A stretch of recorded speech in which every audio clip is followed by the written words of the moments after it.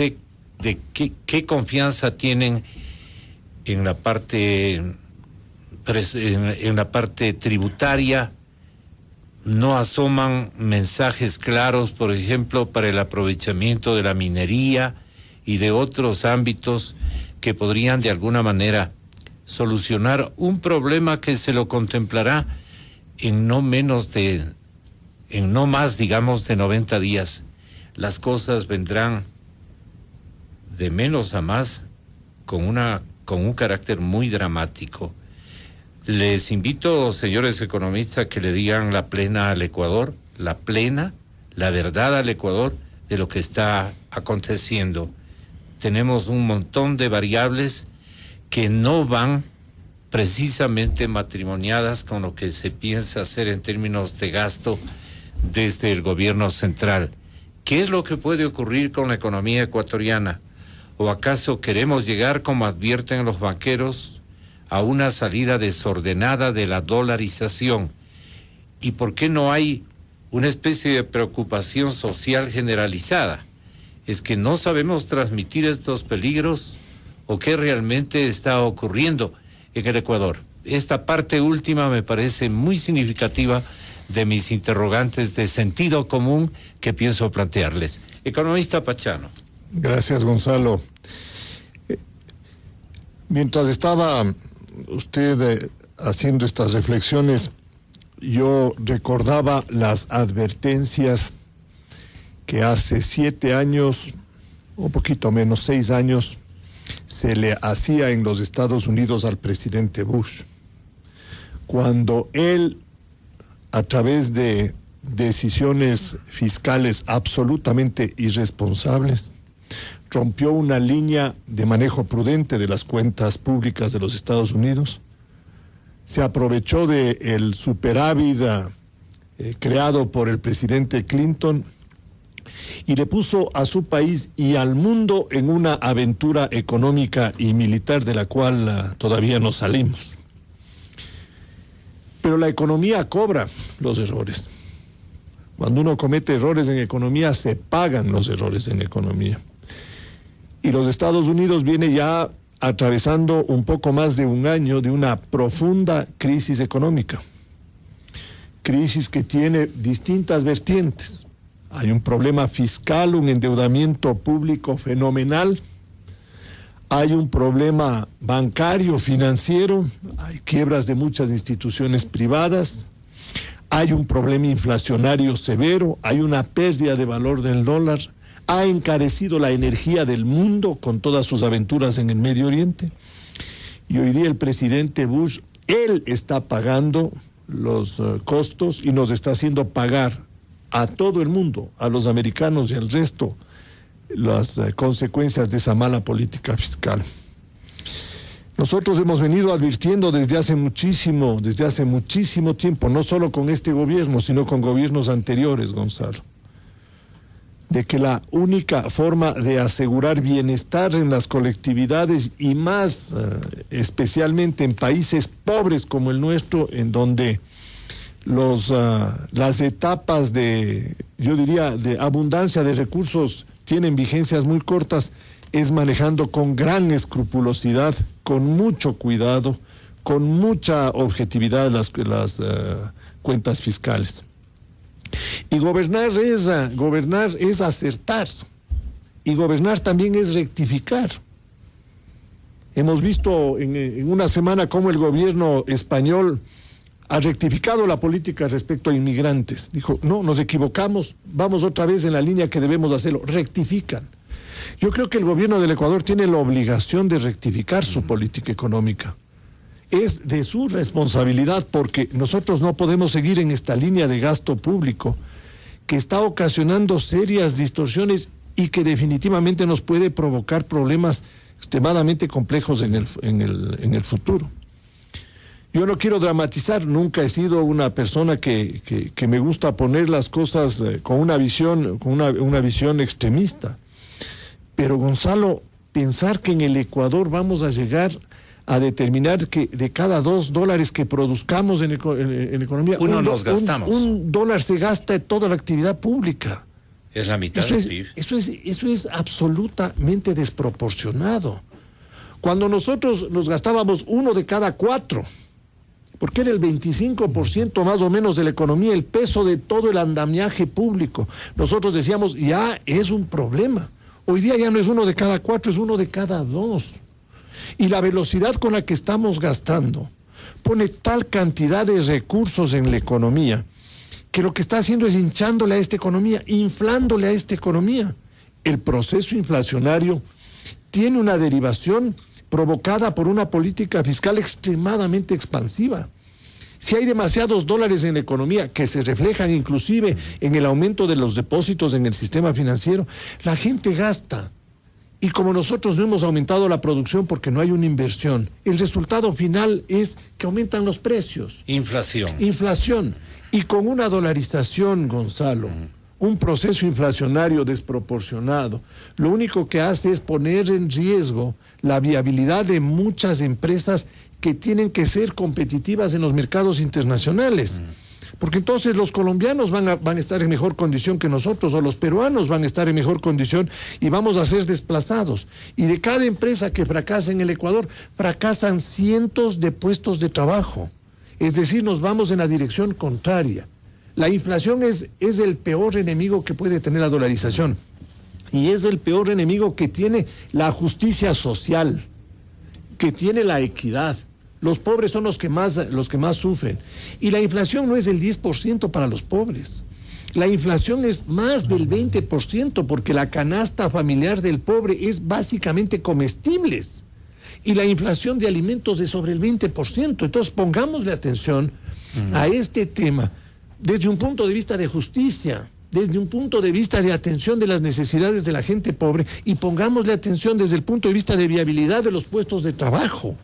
De tal manera que yo le digo, Gonzalo... Y los remedios de fijación de precios y algunos otros auxilios que ha dado el gobierno en el afán de que los precios no crezcan al ritmo que están creciendo. Pero no dan los resultados, Gonzalo. Le iba a preguntar. No dan resultados. El día de ayer veíamos las expresiones de distintas, yo diría, vendedores minoristas de los distintos mercados, cuando se acercaban los periodistas y decían, pero señor, usted me está vendiendo este producto, el aceite, la manteca, el queso, el jabón y todo, a un precio superior al que estaba establecido. Y dice, es que señor, los distribuidores nos venden más caro, no nos han bajado a nosotros los precios. Entonces no es la culpa del último comerciante, del minorista, sino de esta cadena que tenemos nosotros de comercialización.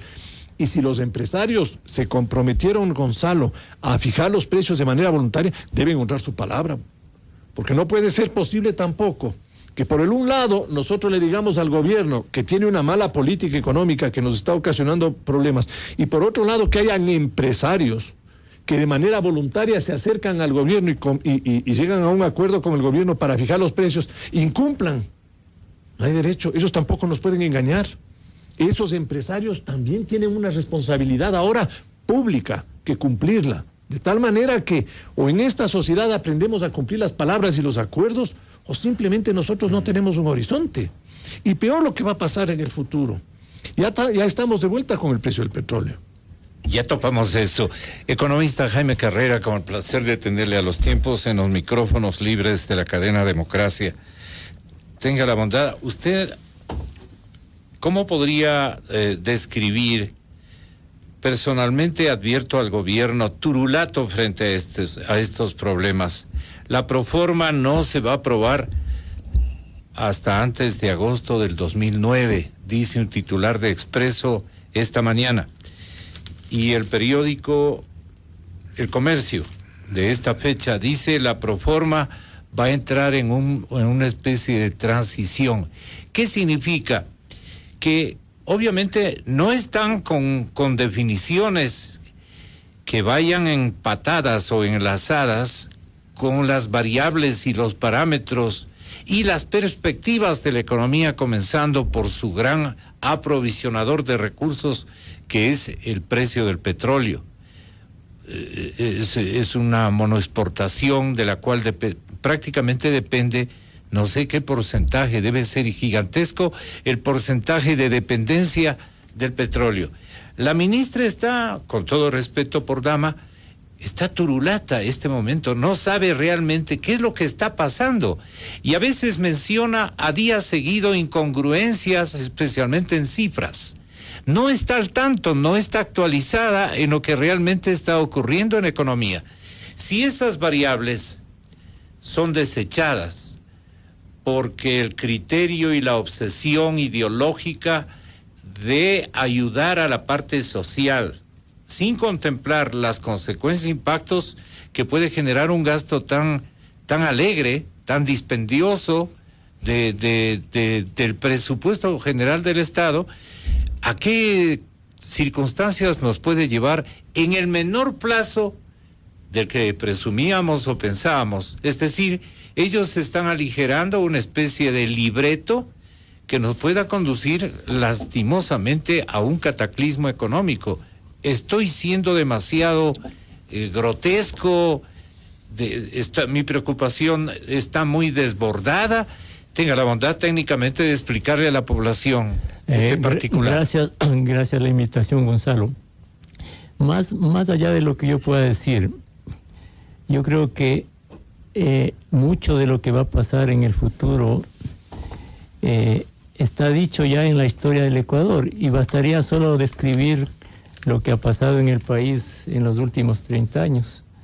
Y si somos capaces de recordar eso, seremos capaces de discernir lo que va a pasar en el futuro. Pero antes de hacer una breve historia de lo que pasó en los años 70, yo quisiera tomar solo dos frases de lo que se le dijo a Clinton antes de ganar su primera magistratura, después de él recibir también un gobierno que destruyó la economía de Estados Unidos. Se le dijo: si tú quieres estar bien y ganar las elecciones, estúpido, la economía. Lo que tienes que controlar es la economía. Y después de eso, él se preocupó de tener una buena economía y tuvo 2 periodos de progreso, de crecimiento, de superávit fiscal. En los años 70, hagamos un paralelismo entre los 70 y los 2000. Y vamos a encontrar mucho de familiar. El primer boom petrolero comenzó en el 72. Y de allí hasta el 79, hasta el 80, los precios del petróleo crecieron de manera notable, ¿no? De $2 a casi 40 en el 80. Y en todo ese periodo también creció el aparato estatal de manera parecida a lo que hoy ocurre.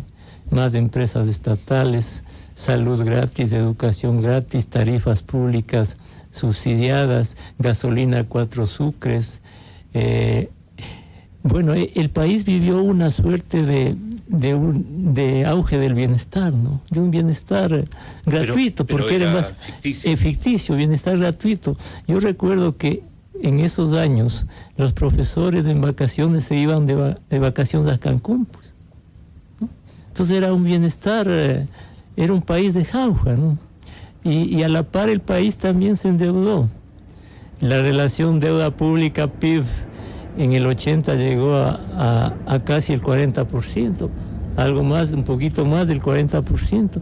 Y mire usted que se endeudó fuertemente, y esa relación es un poquito más de la actual nomás, porque hoy está la deuda pública PIB en alrededor del 30%. Y luego vino la democracia en el 80. ¿Y qué fue lo primero que se hizo con el auge democrático? Se le dijo al trabajador, usted no debe ganar 2.000 sucres, debe ganar 4.000. Y a los maestros se les dijo, ustedes están ganando 3.000 sucres, tienen que ganar 5.000, el 60% más. Y al país se le dijo, el presupuesto del Estado no debe ser 23.000 millones de dólares, tiene que ser 23.000 millones de sucres, tiene que ser 45.000 millones de sucres. Era el fervor democrático. Entonces la sociedad se acostumbró a demandar en un cierto estado de bienestar sin producir. Y ese fue el punto, ¿no? Y ese es el punto, sin producir.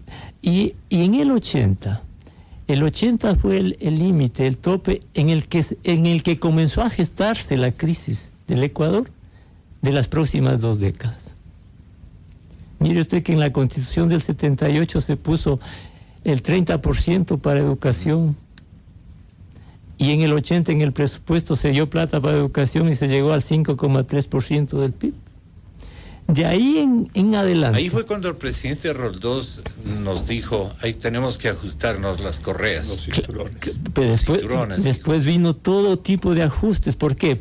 Primero, porque a la sociedad se le acostumbró a determinado tipo de gasto y de bienestar sin producir, en base al petróleo. Y después la sociedad comenzó a demandar gasto público, sí, sin producir. Y el Ecuador entonces en las 2 décadas lidió entre controlar una inflación cada vez alta, entre los desequilibrios fiscales, y no creció casi, o creció al ritmo de lo que crece la población. Y si ustedes recuerdan, no pasaba año en que no haya paro de maestros demandando recursos, que no haya paros de sindicatos de la salud demandando recursos. Ya era cíclico identificado. Que no haya paro de burocracias demandando recursos, que los ministerios no demanden recursos, que todos demandaban. Y si uno mira esas 2 décadas, no hubo... Se refiere a las décadas 80 y 90, después del primer boom de los 70, porque lo que yo quiero que la sociedad comprenda es que hoy estamos viviendo, en este momento, es el inicio de una crisis futura, tal como fue el inicio de la crisis de los años 80 y 90 del año 80. Exactamente. Entonces, lo que quiero decirles... pero aclaremos. Aquí hay que decir la verdad. Los 80 y los 90 los manejaron entre algunos de ellos el economista Abelardo Pachano y usted. Bueno, sí hay, no, es que hay responsabilidad. Claro, es que manejamos crisis. Pero es que manejamos crisis. Y eso hay que recordarlo, ¿no? Cuando uno arranca en la función, en lo que me corresponde a mí, en la parte monetaria, yo no he tenido responsabilidad fiscal, Jaime ha tenido responsabilidades fiscales, pero en la parte monetaria, a nosotros lo que nos tocó, y en el sector externo, es enfrentar una crisis. Un país que ya no tenía recursos externos, no tenía ahorro, había acabado con las escasas reservas que disponía, y lo que teníamos que decirle a los ecuatorianos es, mis queridos amigos, aquí no nos queda más remedio que cumplir lo que el presidente Roldós advirtió. Señores, hay que apretarse los cinturones entre todos, porque si seguimos en esta línea, las condiciones de vida de los más pobres van a ser peores de las que ya tenemos. No tenemos recursos para seguir en esta dirección. ¿Y cuál fue el mejor precio del petróleo, Jaime, en esas 2 décadas, para comparar con la actual, con el actual boom petrolero? En el 80 el petróleo llegó casi a 40, y en el 99... cayó a menos de $10. Y en ocasiones se llegó, mire usted que en ocasiones se llegó a vender en $5, por debajo de los costos de producción. Yo manejé las finanzas públicas cuando teníamos un petróleo de $8. Terrible. Época terrible. Ya. Y lo que yo quiero que la sociedad recuerde es que muchas cosas que no se pudieron dar antes, en las décadas de los 80 y 90, no se pudieron dar porque el país no pudo producir y porque no habían recursos. Entonces, ¿qué pasa luego de la crisis? Mire, luego de esta breve historia que le hago de los 70... ¿Usted quiere acoplar lo que nos pasó desde los 70? Claro, para entender lo que está pasando ahora. En los 80 y en los 90. La factura de los 90 hasta el desquicio económico del 99. Pero eso puede estar inaugurando este momento la actual administración. Pero hay algo más que quiero decirle.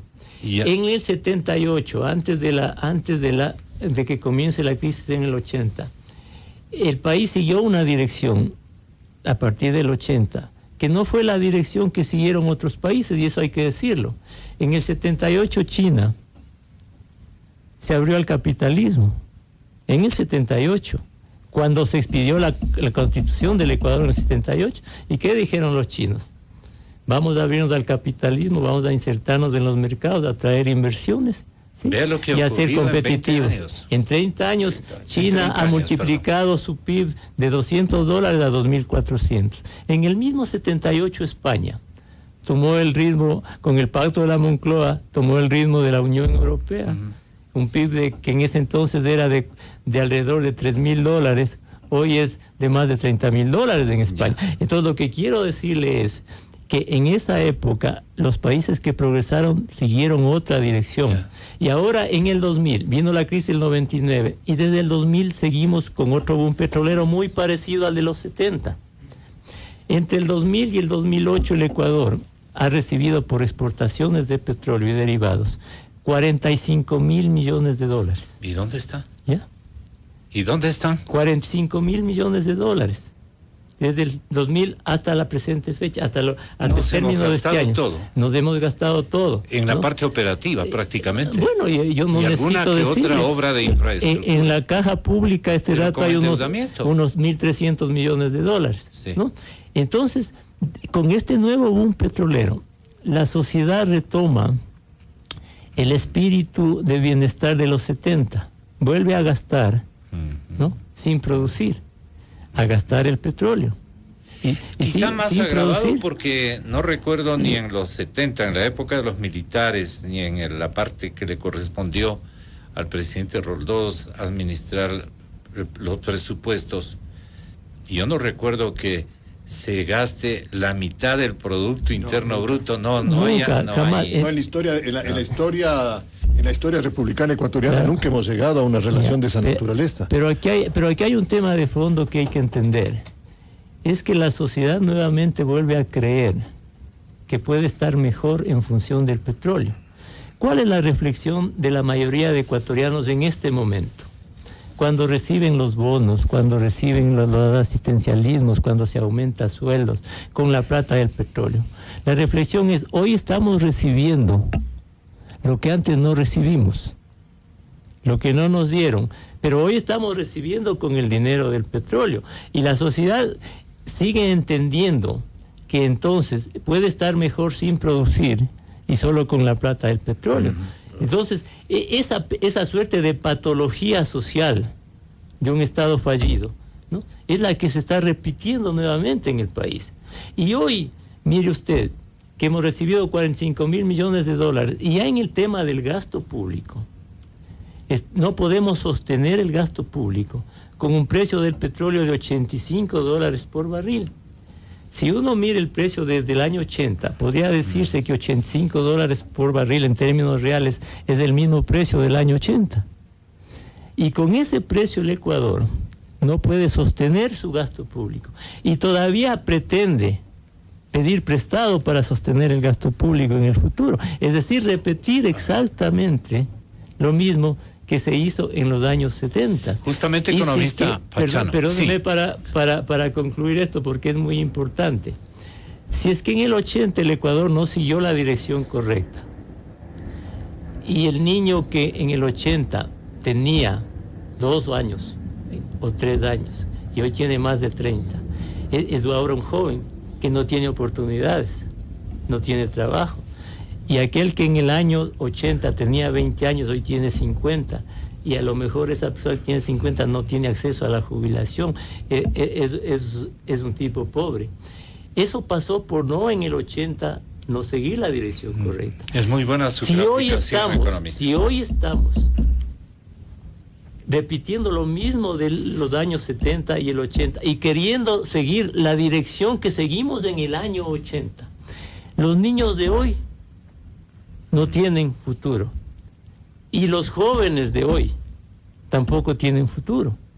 Entonces hoy, en este momento, estamos viviendo el inicio, el germen de una crisis que no sabemos cuándo va a explotar ni cuánto va a durar. El problema es que el calendario electoral continúa, no fenece el día 28, todos apreciamos así, y entonces la gastadera va a perseverar. Esto es lo más grave. Nos aproximamos en ritmo acelerado a un desenlace que lo concibe de esta manera Abelardo Pachano. Gonzalo, si no hay una profunda reflexión de las consecuencias que puede acarrear este direccionamiento de política y de política económica, el Ecuador nuevamente va a atravesar por graves momentos, en donde otra vez los perdedores serán los de siempre, porque son los que no tienen protección. los que no tienen capacidad de defensa. Y en ese sentido, a mí me parece que, siguiendo algunas de las reflexiones de Jaime, cuando uno ve los resultados de aquellos países que han perseverado en una línea de política económica, uno tendría que volver a mirar, bueno, ¿y por qué? ¿En dónde estuvieron esas virtualidades? ¿Por qué ocurrió esto? Porque uno encuentra distintas estructuras políticas, pero encuentran unas homogeneidades económicas fenomenales. China es una dictadura. Ahí no hay, en términos políticos, ahí no hay democracia, hay partido único, hay un gobierno que controla. Hay un centralismo de dirección de la economía. Ahí no se puede hablar de que hay una democracia, hay un direccionamiento absoluto desde el punto de vista político, claro. Pero hay una economía marcada sobre un principio de hacerle a ese país competitivo, eficiente, ¿que todos productivo. respetan, economista? ¿Que todos respetan en China? Todos respetan eso. Allá queremos allá llegar. Vamos. Uno tiene un país como Rusia, en donde la democracia está escrita, pero no se la aplica. Ahí también hay un gobierno casi absoluto en Rusia. Sin embargo, hay una estructura económica igualmente competitiva, abierta, buscando ser eficientes. No se diga en la Comunidad Económica Europea. Tomemos el ejemplo de India. India, en cambio, es una democracia. Un país que asimiló el sistema democrático occidental y que tiene una economía de mercado, tiene una economía competitiva. Y hay una convicción social, además. Claro, Brasil.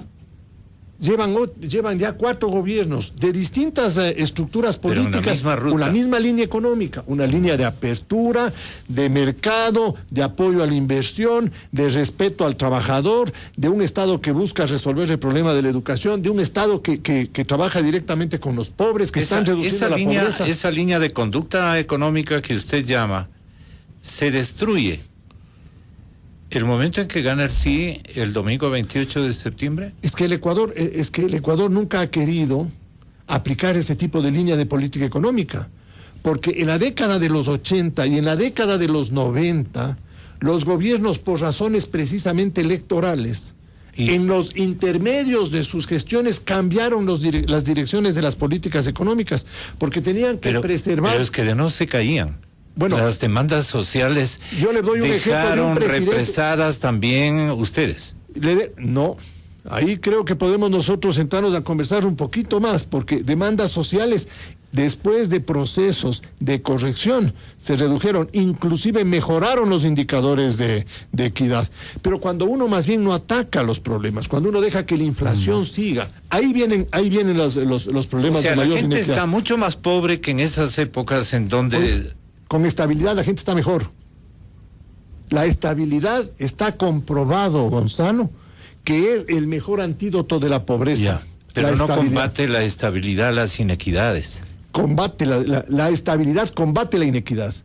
La estabilidad. Pero no fluye para esos grupos humanos que vemos de todos los países acabados, una pobreza extrema. De los países. Y de eso se ampara como argumento fundamental el actual gobierno. Precisamente, Gonzalo, en los 5 primeros años de este siglo, los indicadores de pobreza han mejorado en el Ecuador. ¿Por qué mejoran los indicadores de pobreza? Hay menos pobres. En las zonas urbanas del 46% bajan al 38%. ¿Por qué bajan el número de pobres? Alguna cosa tiene que haber hecho la estabilidad. El que uno sepa que gana, que tiene trabajo y que lo que uno gana vale. Porque el salario de uno se mantiene. Entonces uno no entra en esa rueda horrorosa de que es que como la inflación me comió parte de mi salario, tengo que pedir aumento de sueldo. Y eso tensiona la relación del empresario con el trabajador.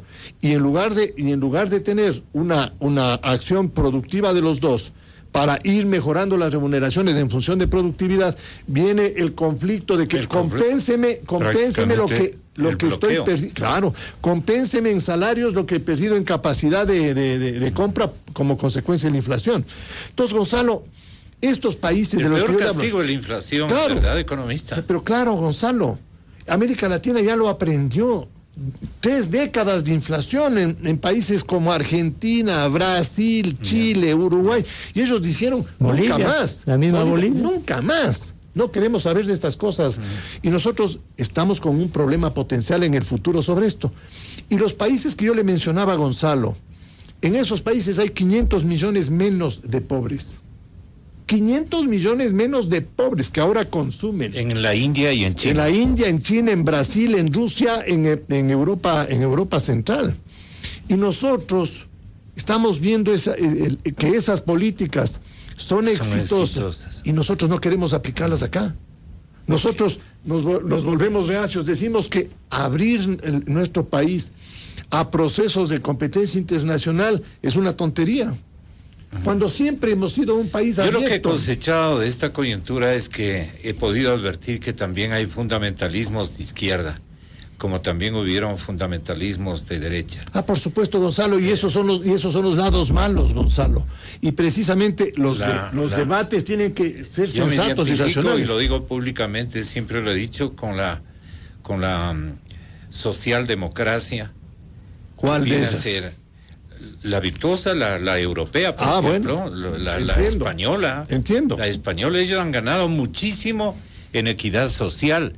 Da envidia, pues simplemente veamos la televisión, pues, ¿no? Veamos, ahí están las fotografías de una realidad de vida distinta. Pero en fin, no estamos para ideologizar. Pero Gonzalo, es que... Vamos a la coyuntura, sí, pero usted quiere decirnos algo importante. Quiero decir algo que es Jaime muy importante Carrera. Porque, a ver, ¿qué es el Ecuador en el mundo? ¿Cuánto produce el país? El país produce $270 mensuales por persona. Eso produce el Ecuador, lo que quiere decir algo más de $3,000 al año, ¿no? Produce tanto como produce Namibia o como produce Albania. Entonces, no se puede esperar que el Ecuador tenga un grado de bienestar superior a lo que no produce. A lo que no produce. Eso es más que por sentido común, como cualquier empresa. O cualquier hogar. Si el Ecuador quiere tener el grado de bienestar que tiene Chile, tiene que producir como Chile. Claro, un hogar donde los actores o los miembros de la familia no lleva dinero, está en la desocupación más de la mitad de la familia, es un hogar en la pobreza más grande. En la pobreza más grande. Más ¿Y por qué los... Para comparar, pues. Pero ¿no? claro, es que es la verdad. Y mire, si un país entonces que apenas produce para subsistir, porque el Ecuador subsiste, si apenas produce para subsistir y quiere implementar un modelo en el que se enfatiza en redistribuir lo poco que produce y no crear más para tener posibilidad de redistribuir, ¿qué es lo que termina al final? Termina socializando la pobreza, porque si usted quiere tener una sociedad absolutamente igualitaria, no igual, igualitaria, distribuir a todos por igual sin que el uno merezca lo que debe y el otro lo que debe, porque hay que diferenciar entre un igualitarismo, como lo dijo el presidente de Cuba, o una igualdad en el que uno, si es que trabaja más, es más eficiente, tiene derecho a estar algo mejor que el otro. Si usted distribuye todo lo que produce el país a todos los ecuatorianos en este momento, Gonzalo Rosero tendría $260 al mes. ¿Usted estaría satisfecho con $260 al mes en función de un país absolutamente igual? En un país de oportunidades habría que trabajar más. Exactamente. Entonces, el Ecuador lo que quiere es oportunidades. Quiere un entorno de oportunidades. Las oportunidades significan, Jaime, que nosotros respetemos por un lado al trabajador y fomentemos su productividad, y por otro lado, de que tengamos al empresario también con unas reglas que permitan que él ponga en riesgo esos capitales, y en lugar de pensar que la relación del trabajador con el empresario es una relación, llamemos así, de intereses opuestos, sea una relación de socios. Porque el trabajador, lo que lo he dicho en tantas oportunidades, el trabajador, ¿qué saca si no hay un empresario? Y el empresario, ¿qué saca si no hay un trabajador? Los dos se necesitan.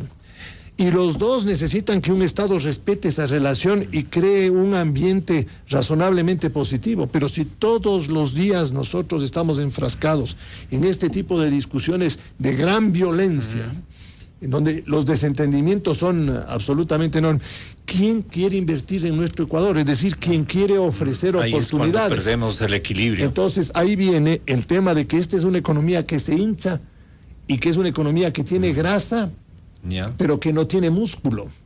Entonces, gastamos sin producir. Una economía que gasta, que consume más, pero que no invierte, Gonzalo. O lo poco que invierte no lo invierte bien. Consecuentemente, los ecuatorianos van a seguir migrando, Gonzalo, porque aquí no hay oportunidades, no se ofrecen oportunidades. Y le pueden poner las barreras que quieran, los europeos, los americanos y todo. Si aquí no hay oportunidades, esos claro, ecuatorianos seguirán saliendo. Perdón, Abelardo, pero eso, por ejemplo, lo entendieron los irlandeses, ¿no? Irlanda fue un país, y sigue siendo a lo mejor un país muy parecido al nuestro, ¿no? Fue bebedor, bohemio, desordenado, con un alto nivel de inmigrantes. Toda la gente de Irlanda estaba afuera, productor de papa, ¿no? Entonces, hace tan solo 20 años, el PIB de Irlanda era como $4,000 por habitante. ¿Y qué dijeron? Con vodka y todo. Los irlandeses dijeron, miren, nuestros países están en otra... Papa no he oído.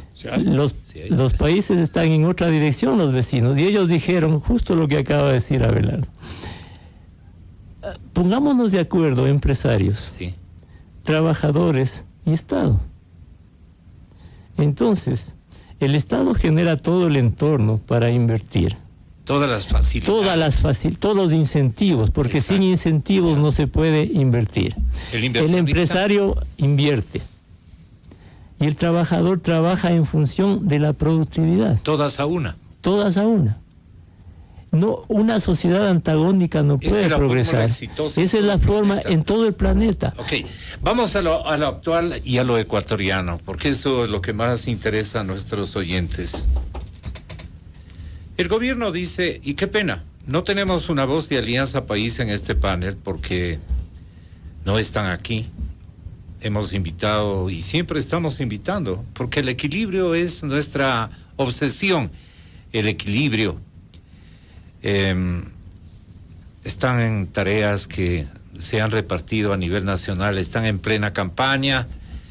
No me llevo muy bien, que digamos, con la ministra Vilma Salgado, y la ministra ya la hemos invitado, no quiere asistir. En fin, no hay esa voz como explicación de respeto a mi audiencia, pero ya vendrán asimismo en próximos días dos del otro sector, del sector gubernamental, a que igualmente nos aclaren estos puntos. Pero ellos han escogido, economista Patriano, economista Carrera, estas respuestas para la circunstancia. Dicen, muy bien, en realidad presumo que se nos fue de la mano el manejo presupuestario. Estamos gastándonos como locos. Pero lo hacemos en base a ¿qué? A que va a haber una importante mejora en el tema tributario. Escribía para la revista Vanguardia el señor economista Wilson Roales cosas distintas a los presupuestos que maneja el gobierno. No deja de felicitar la tarea cumplida por el señor economista Carlos Mas Carrasco. Medio se ambienta y dice que muchas de esas cosas van a dar buenos resultados.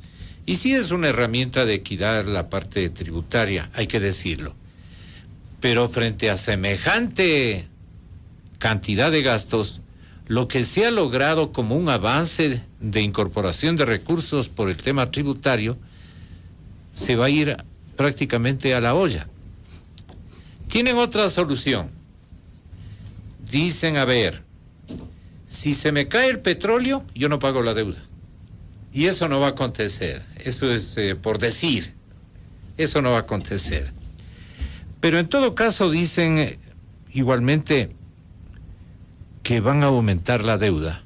Y ayer la ministra Vilma Salgado dijo, todavía tenemos un cupo del 10%, entiendo, no debe ser del PIB. 10% del PIB, porque dijo que podemos... Interno Bruto, razón que suma 5,000 millones, claro, porque estamos cerquita con el PIB a 50,000. Puede llegar a 40. Ya, nos vamos a hacer. Entonces dice, el país aún puede aumentar su deuda en un 10%, es decir, 5,000 millones. Por cada dólar que baje el crudo, el país dejaría de percibir 49 millones. 50 más o menos.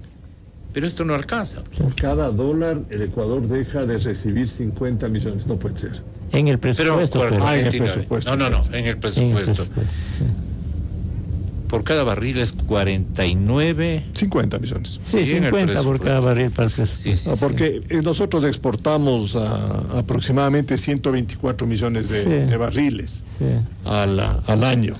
Y además dicen, este componente es muy importante. Yo he consultado a analistas petroleros y me han dicho que no hay tal.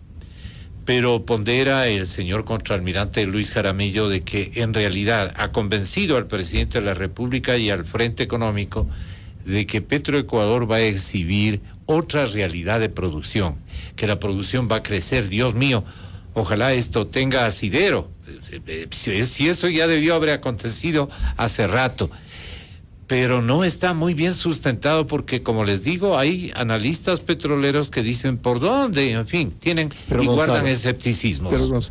Pero Gonzalo, nosotros ahora oímos que el petróleo va a estar en $85 y creemos que se nos vinieron los quintos infiernos al Ecuador. Y de que otra vez estamos en un estado de pobreza absoluta. Oiga, $85 el barril es un señor precio. Claro. Es un precio realmente estupendo. Pero para lo que se van a gastar sale exiguo. En el año 2007,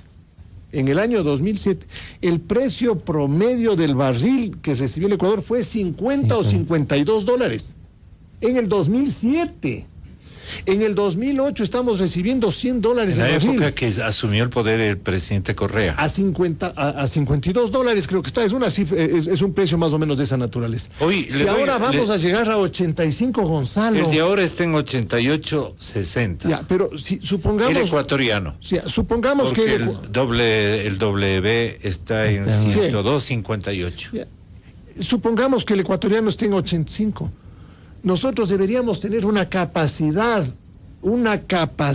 de generación de riqueza inmensa, monumental. $85 el barril es un señor precio. Y ahora estamos sintiéndonos como que estamos desnudos. No tenemos capacidad como para que cubrir ya nos el gasto. Fregamos. Claro, como que ya nos fregamos. Bueno, eso lo único que demuestra, Gonzalo, es que estamos haciendo las cosas mal. Exa FM. Que nosotros no estamos tomando las decisiones de gasto público adecuadas, de que estamos dispendiando los recursos públicos. Y esto sin tomar en cuenta esa cantidad de derechos y de obligaciones adicionales que constan en el proyecto de nueva Constitución. Porque si a esto le sumamos, y yo por lo menos en mis análisis ni siquiera le considero a las obligaciones que están puestas ahí en el proyecto de nueva Constitución, porque no me cabe en la cabeza cuál es la solución. Entonces, con $85 el precio del barril, nosotros deberíamos estar siendo... nosotros no necesitamos endeudamiento. Nosotros, más bien, lo que tenemos es que ahorrar.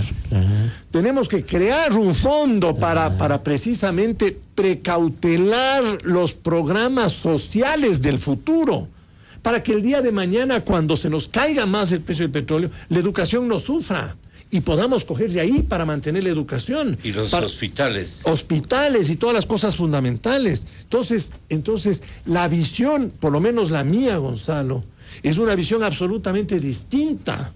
Es una visión en donde, si yo pienso que la equidad es el elemento fundamental de una política de largo plazo, yo tengo que tener estos amortiguadores para épocas malas. Pero con $85 el barril, por Dios, el Ecuador debería estar creciendo al 8, al 9, al 10% anual. Entonces, ¿qué está pasando? Le pregunta la gente. Estamos gastando mal. Estamos tomando decisiones de gasto corriente. Hemos politizado la política económica. Sube a 50 el bono. O sube a 50 el bono, con lo cual usted, en lugar de atender a las causas de la pobreza, simplemente se ha convertido en un limosnero nacional. No es el bono, no es el subsidio, es el trabajo lo que necesitan esas familias. Claro que sí, Gonzalo. Y usted tiene a muchas personas que reciben el bono, que son trabajadores de distintas actividades y que le dicen: no me afilie al Seguro Social porque pierdo el bono. Estamos generando una distorsión y en la cabeza de los ecuatorianos Nos están metiendo la idea de que el Estado me va a arreglar todas las cosas. Eso es grave. En lugar de que... Eso es muy grave. De que uno diga, yo tengo que contribuir realmente y aumentar la producción. Entonces, en ese sentido, Gonzalo, la estructura básica, conceptual del desarrollo del país, tiene que ser una estructura que se sustente en el esfuerzo de todos nosotros, en la preparación de los ecuatorianos. Capital humano necesitamos, Gonzalo. Un capital, es decir, educación de primera. Pero si con $85 la ministra dice que todavía tiene 10% ¿Quién en el mundo del PIB o para en endeudarse? cualquier organismo internacional o en cualquier sociedad, especialmente del primer mundo o del segundo mundo, nos va a creer que nosotros estamos inaugurando una crisis financiera o advertimos una crisis financiera complicadísima con un petróleo en 88, 60? No es que no tenemos... No tiene sentido. Además, ¿quién nos va a... además no tenemos cara para acercarnos a los mercados. Pues, no, es decir, no es que no creen que estamos inaugurando una crisis. Estamos... Los mercados ya creen que estamos inaugurando una crisis. Por eso es que el riesgo del país sube a más de 800 puntos. Es uno de los más altos, o es el más alto de América Latina. En este momento el riesgo del país está en 806 puntos, me parece, ¿no? Entonces los mercados ya perciben que el país va a tener problemas en el futuro. Pero yo quisiera, Gonzalo, ya en términos prácticos, ver algo de esto del presupuesto de la Proforma del 2009. En los puntos con eso terminamos, porque se nos fue el tiempo. En primer lugar, la Proforma esta, que es de 15,000 millones de dólares, le faltan unos millones a esa Proforma, ¿no? Porque ¿Cómo es eso? Perdone. Porque no está incluido en la parte tributaria la parte de las preasignaciones de impuesto a la renta que según la ley se debió incluir en el presupuesto y que no está considerado en la información presupuestaria. Entre el ICE y impuesto a la renta allí son cerca de 1,000 millones de dólares, ¿no? Entonces la Proforma sería de más de 16,000 millones de dólares, la Proforma real, ¿no? Y ahora, esa Proforma, a pesar de tener $85 por barril de petróleo, presenta un déficit de 2,359 millones de dólares. Hasta este momento. Hasta este.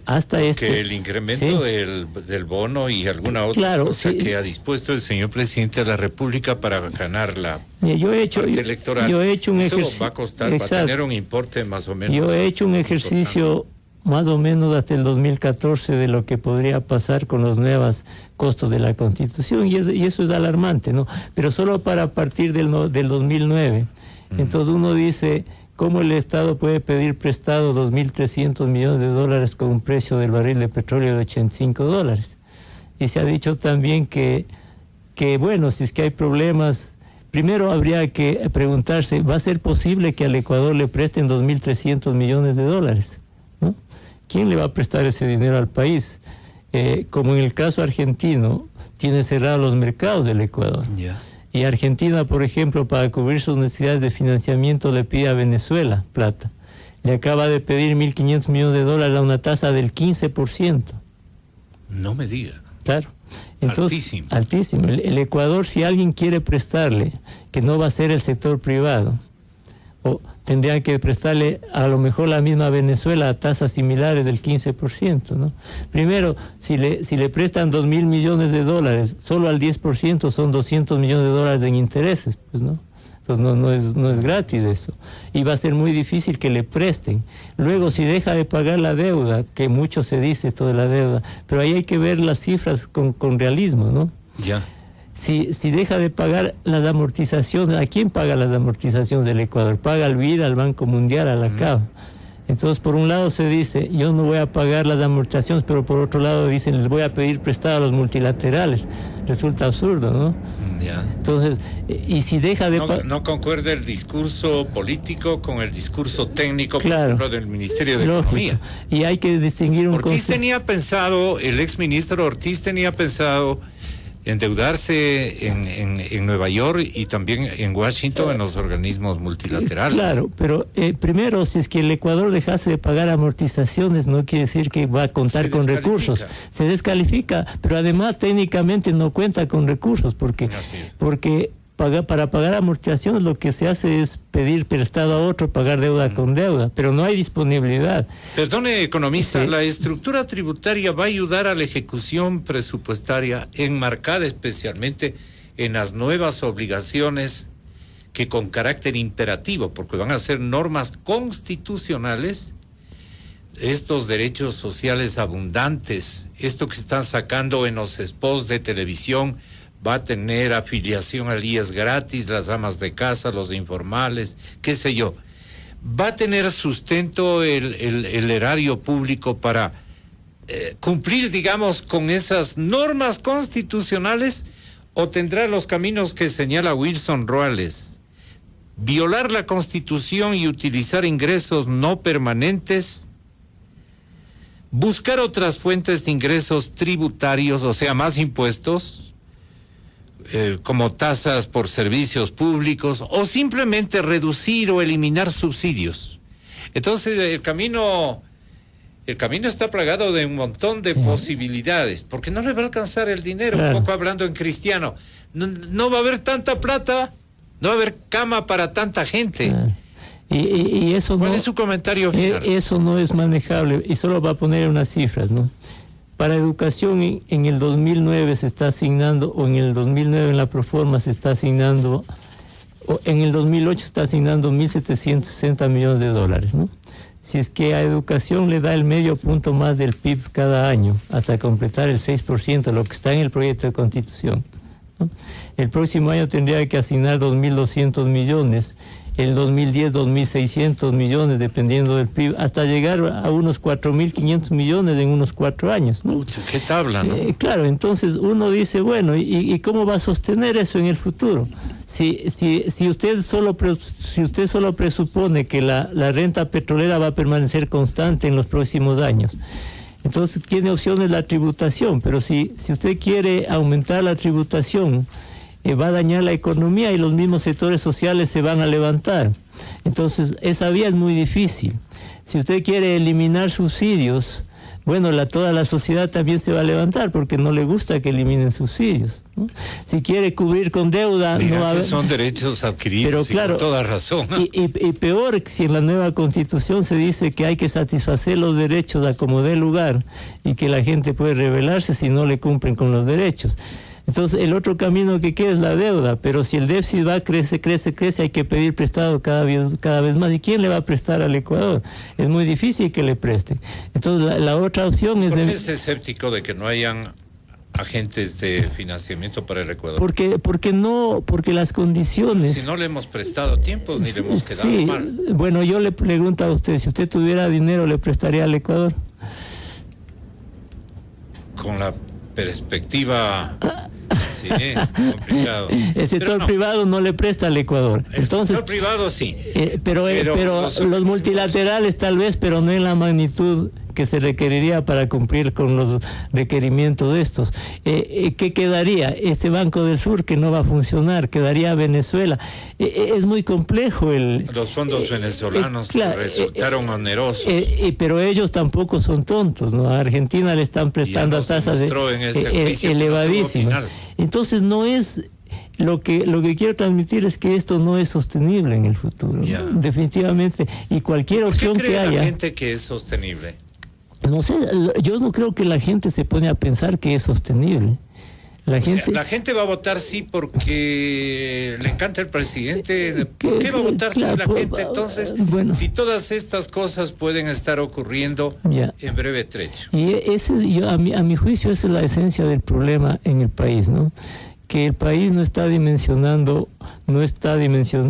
fundamentándose sus elecciones o sus decisiones en principios y en un modelo que en el futuro puede ser o no bueno para la gente. ¿Por qué? La gente, perdone, tiene confianza en el presidente. Ya, pero a ver, el tema es que la gente vota, si usted conversa con la gente y le dice, usted va a votar por esta u otra razón. Uno le dice, usted recibe el bono de desarrollo humano, ¿por qué va a votar?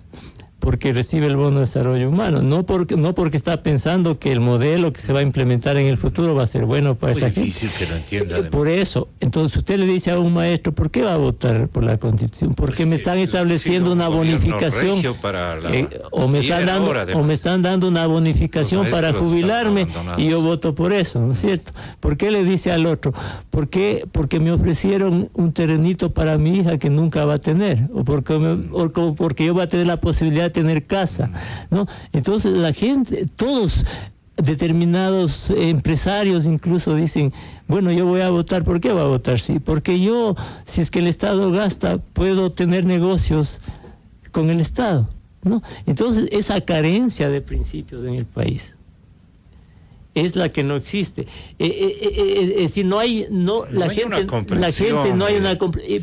gente no elige. Ni aquí ni en ningún país de la región, créame. Claro, es un tema muy difícil para poner en manos de la gente. Exactamente. Del pueblo, una circunstancia de esta envergadura. La gente lo que debería elegir es si es que el modelo de Estado y el modelo de desarrollo económico contenido en ese modelo ¿es bueno para el futuro del Ecuador o no es bueno? ¿Esa es la dirección correcta o esa es la dirección incorrecta?